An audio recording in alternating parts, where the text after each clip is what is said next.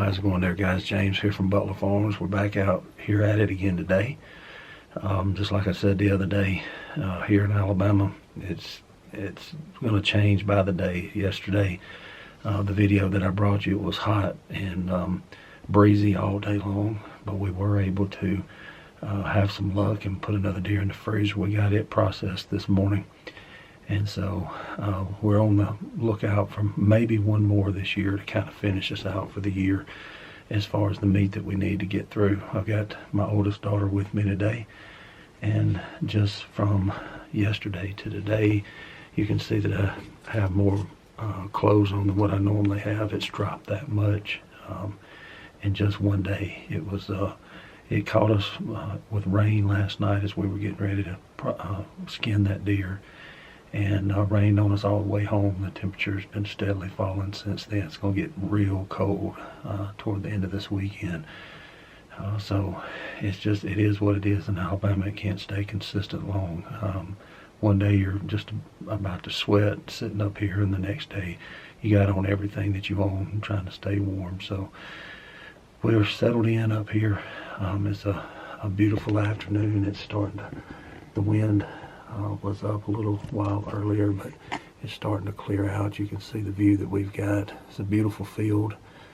This is usually one of our more successful fields over the last, I think we counted up that this is our 20th season that we've been back up here on our home place where we used to hunt in hunting clubs and things like that, back down where I grew up. But this is my family's home place here. As I've told you in other videos, my son makes I think I've got it counted up right, the 9th generation, 8th, I think it's 8th generation of the same family that has been on this very same piece of land. So it makes it a little bit more special, and we can kind of call the shots and do what we want to do and hunt the way we want to hunt, and take care of our deer, take care of our land, and not have to worry about other people, what they're doing. So it's kind of a blessing in that sense. But we're going to get settled in and get quiet.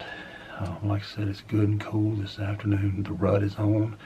The bucks are chasing the does. The wind is starting to lay down and start to get still, so they ought to move this afternoon. We'll just see what happens. And like I always tell you, if you see me come back, then we've had some luck. So I hope that's the case this afternoon, and I hope to see you soon.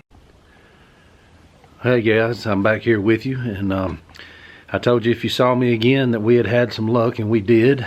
I apologize that this is how I have to do it sometimes. A lot of times by the time we find the deer and get it back, we're in a rush to kind of get out of there and get things put away. It's dark, it's cold, a lot of times it's raining, and to be honest with you, I just don't really know what YouTube would allow me to put up there and what they want. But we did have some success. Unfortunately, when we looked at the cameras after we came out, the fields that we weren't in had several nice bucks in them.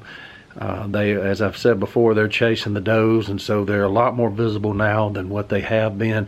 And in one of the fields that I was going to go to that only one person can hunt out of, there was a monster in that one. But I did get to spend the afternoon with my daughter and my oldest daughter, and so I wouldn't trade that even for a big buck. I've killed plenty of them, and I don't really hunt for the horns anyway. It's nice, when I can, but I hunt for the meat, and I hunt just to be outside in God's creation, and I hunt to spend time with my family. And I'm so blessed that all three of my daughters and my son and my dad and everybody else likes to hunt, and now all of my daughter's boyfriends are up there with us hunting. So it's a blessing just to be able to do that. But the daughter that you saw in the video, her fiance was up there also, and he was able to take another really good doe, and that won't go to us.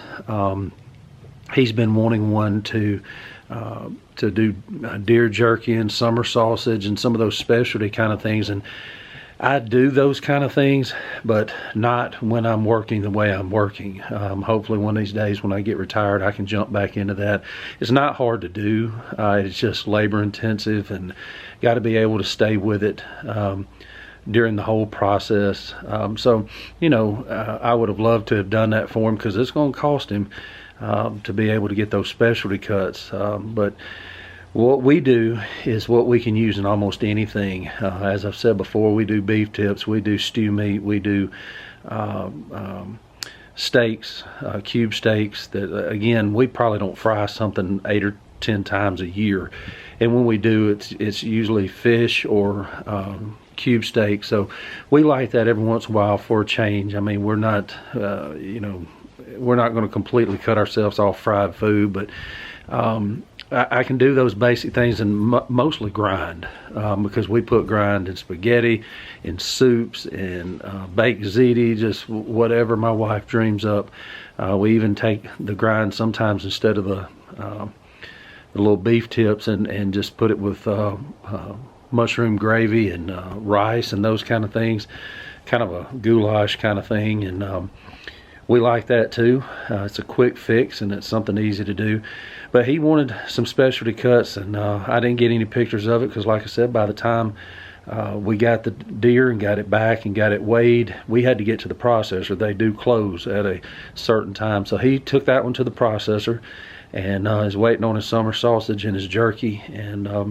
And so he was thrilled with that, because that's the way his family likes to eat it. And again, one of these days when I get some more time, when I can retire from some of these jobs and stay here on the homestead pretty much full time, I'll be able to go back and start doing some of those things again. So like I said, I told you if you saw me again, you knew what that meant. So the season has really turned around.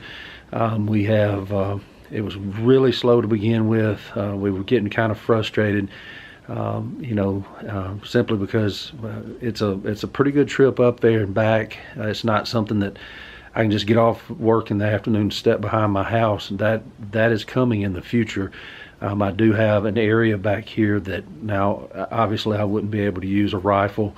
We don't have neighbors behind us, but at the same time we have neighbors down the road. So even though I could, and I could do it safely, I just really don't want to shoot a high-powered rifle behind the house. But I do have a bow that I can use, and with the way my shoulder is, as I've gotten older, my right shoulder, there's a very good chance there's a crossbow in my future, simply because pulling that bow is not as easy as it used to be with the shoulder problems that I have. So that time is coming. But if we go up to the camp house, it's quite a step up there and back. So we have to make the time count, and get as much in the freezer as we can. The freezer's starting to fill up. We could probably use one more, another doe or something like that, and we'll see how it goes.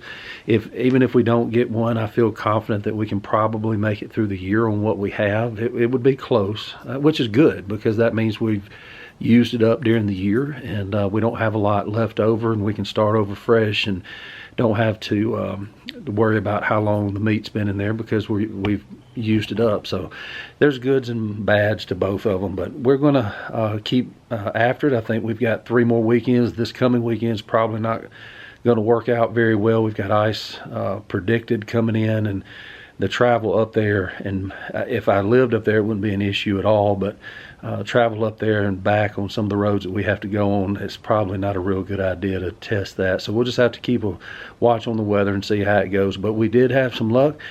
He's thrilled with that, his family's thrilled with that, and that's what it's all about, guys. It's about family, and it's about a lot of these hunting clubs and hunting areas, they have all these rules and what you can take and what you can't take, and in what order you can take them. And we used to belong to a club that had some rules like that too. But this is our land. These are our deer, and we feed them, we take care of them, we take care of the land, and the only rule we have is have fun. I mean, if it's a deer you want to take, then take it, and just make sure that if you take it, we're not just doing it just for the sport of it. That you can't deny that that's part of it. But if you're going to take it, you need to use it and use all of it, and just take care of the resources that God's given us. So I'm gonna leave it right there and get some things done up here at the shop. It's turned off cold out here. I'm gonna have to put some more clothes on before I do anything. But don't forget to like, subscribe, and share. Tell a friend about us, guys. We are almost to 700 subscribers. Never thought that would happen, but we got a long way to go, because now I'm fully on board to making this thing a success. So tell a friend about us and get them to subscribe. And after you watch the videos, again, the best thing that you can do to get my videos out there is to hit that thumbs up button, and that does something with the algorithm. I don't even pretend to know what that means, and gets us pushed out to more people. So leave a comment down below. I'd love to hear what you're up to, and ask a question, or just say hi. So until next time, we love you. God bless you. This is James from Butler Farms, and we'll be seeing you.